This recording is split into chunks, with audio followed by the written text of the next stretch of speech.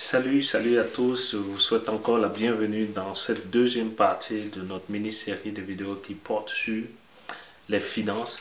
Donc j'avais expliqué dans la première partie ici que les finances se composaient en plusieurs catégories. Ici j'avais énuméré les salaires, les gains de capitaux et puis les revenus passifs. En fait, c'est trois catégories de revenus que en général nous sommes amenés à aller chercher, et ces revenus là proviennent spécialement au niveau des salaires, ça provient des emplois, c'est-à-dire qu'il faut avoir un emploi, aller échanger son temps contre de l'argent pour pouvoir obtenir un salaire, une rémunération ou encore des honoraires. Et dans la deuxième catégorie, c'est-à-dire les gains de capitaux, on parle des actions, des obligations, c'est-à-dire on parle de la bourse. C'est pour ça que j'ai mis un B ici. Et aussi, si tu as une entreprise que tu vends des articles, des marchandises, ou même tu fais des prestations, que tu obtiens une plus-value par rapport à ce que tu vends. En ce moment, on parle aussi de gains de capitaux, on parle de profit en tant que tel.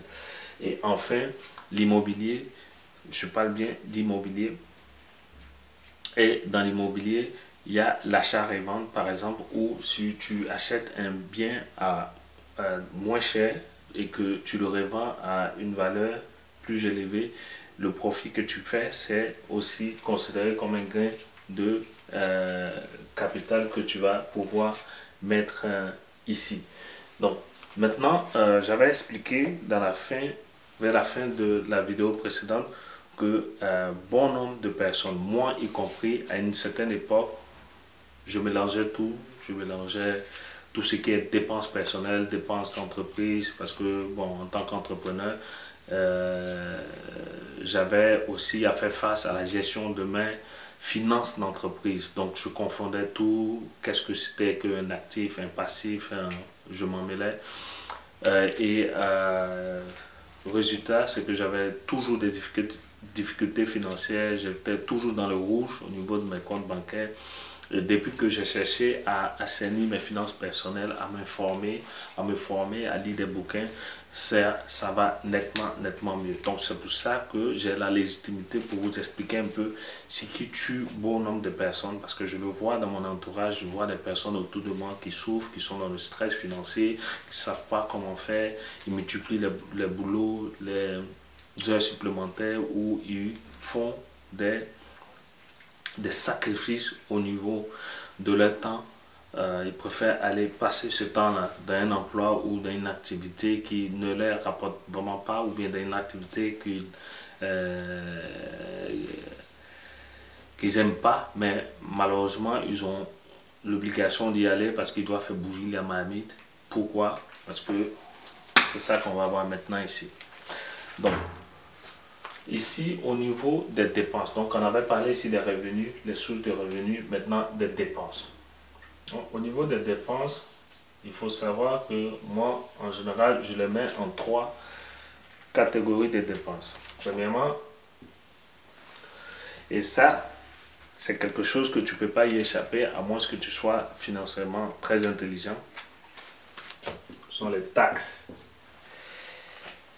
Impôts sur le revenu, impôts sur les taxes d'habitation, impôts sur les plus-values, impôts sur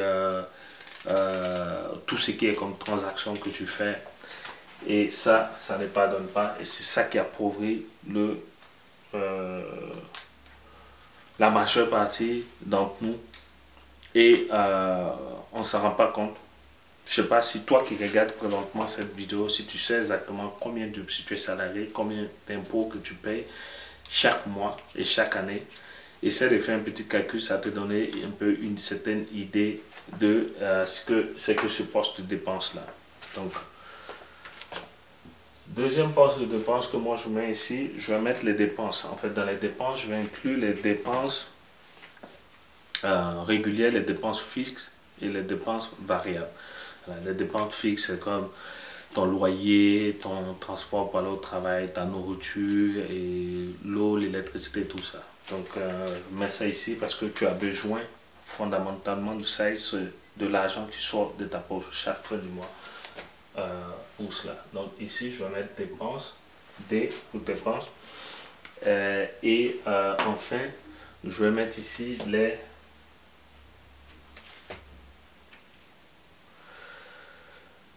Je vais te mettre ici, donc ici je vais dire dépenses, ici je vais te mettre les dettes. Prêts ou dettes, tout ça à l'intérieur, je le mets ici. Donc dette, ça peut être prêt immobilier, prêt hypothécaire, c'est-à-dire l'hypothèque que tu rembourses sur ta maison, si tu es ta résidence principale, et puis tout ce qui est comme frais de gestion, si tu es en copropriété, si tu aussi as tes voitures et que tu as d'autres biens immobiliers que tu as acquis avec des dettes, je mets ça ici. Et à côté de cela, je vais te mettre ici un autre carré avec deux colonnes. Ici, je vais te mettre tes actifs. Ici, je vais te mettre tes passifs. C'est-à-dire tout ce qui t'appauvrit. Donc là, je vais expliquer très rapidement ce que c'est que le cheminement d'un salarié. Quelqu'un qui tire ses ressources principalement de salaire, d'une commission ou bien d'une rémunération. Donc, quand il va échanger son temps contre de l'argent, il obtient un salaire. D'accord? Et avec ce salaire-là, déjà, la première chose, c'est qu'il doit payer les taxes, l'impôt sur le revenu. Donc, quand il prend sa fiche de paye, il voit qu'il y a un certain montant qui est prélevé automatiquement avant même qu'il touche cet argent en espèces ou bien dans son compte de banque. À côté de cela, il y a les dépenses. Donc, comme je l'ai dit, les dépenses, loyer, tout ce qui est maison, ou bien encore eau, électricité, transport, tout ça, on le met ici. Nourriture, on le met ici. Et ça, c'est un poste de dépense que beaucoup d'entre nous ne maîtrisent pas. Et malheureusement, ça nous appauvrit littéralement. Dernière chose, les dettes. Voilà. Ça, c'est le... C'est ce qu'on appelle la bête noire pratiquement de tout le monde. Carte de crédit, prêt hypothécaire, prêt scolaire ou encore prêt automobile ou tous les autres prêts. Tu as emprunté de l'argent de façon privée à un ami ou bien un parent. Tout ça, tu le mets ici et tu le payes. Tu vas le payer. Tu le payes à partir de quoi? De ton seul salaire ici. Donc ça veut dire que en bout de ligne, ce qui arrive, les dépenses, tout ça, ça sort ici dans ton passif et ça t'appauvrit littéralement. Parce que ici, là, quand tu as, je vais te mettre automobile, après, quand tu as ta maison et tout ce qui est autres dépenses, ça t'appauvrit ici littéralement. Et bien souvent, on ne prête pas attention à cela. Malheureusement, c'est ce qui nous appauvrit et c'est ce qui ne nous permet pas de nous rapprocher ici de la fortune, des finances assez saines qu'on essaie de rechercher à chaque fois. Donc, l'autre côté, ceux qui ont par exemple, je dirais ceux qui touchent des dividendes et tout ça ici, les gains de capitaux, c'est aussi pareil. Quand tu retires, tu dois payer. Moi, j'avais des placements financiers. J'ai retiré ces placements-là. En fait, c'était pour ma retraite, mais j'ai décidé de retirer ces placements.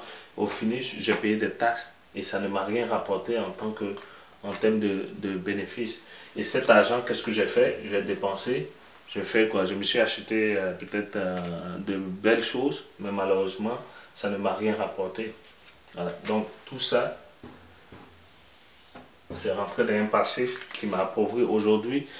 L'argent que j'avais placé, j'ai pratiquement tout dépensé parce que je n'avais pas cette intelligence financière, cette éducation financière que je suis en train de décrire ici. Ça, c'est vraiment les fondamentales.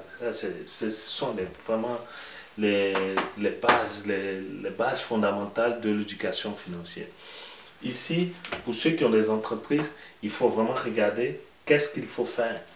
En général, on paye, c'est bien, on paye des taxes, il y a aussi des dépenses d'entreprise. Mais si tu t'es bien comporté, tu vas pouvoir aussi acheter des actifs avec ça, c'est-à-dire ton entreprise, tout ce qui est comme valeur que tu crées dans ton entreprise, ça peut être ici dans tes actifs qui vont te permettre d'avoir ici des revenus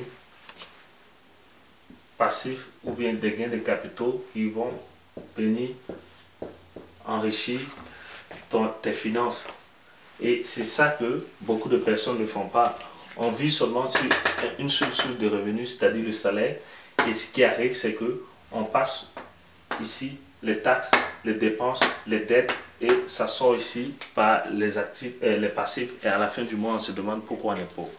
Donc, ce que je vais faire maintenant, dans la dernière vidéo, la troisième et dernière vidéo, je vais vous expliquer ce que moi je fais, comment moi je procède pour pouvoir aujourd'hui avoir des finances personnelles qui sont assez saines, mais aussi comment et quelle stratégie j'utilise pour pouvoir venir ici gonfler les éléments de mon patrimoine ou connaître petit à petit de la richesse, parce que comme vous le savez, la richesse c'est pas de la loterie, c'est pas du hasard, mais c'est de prendre étape par étape, de poser les actions. Donc voilà, je te dis à tout de suite dans l'autre vidéo. Prends soin de toi, partage la vidéo, abonne-toi, ciao ciao.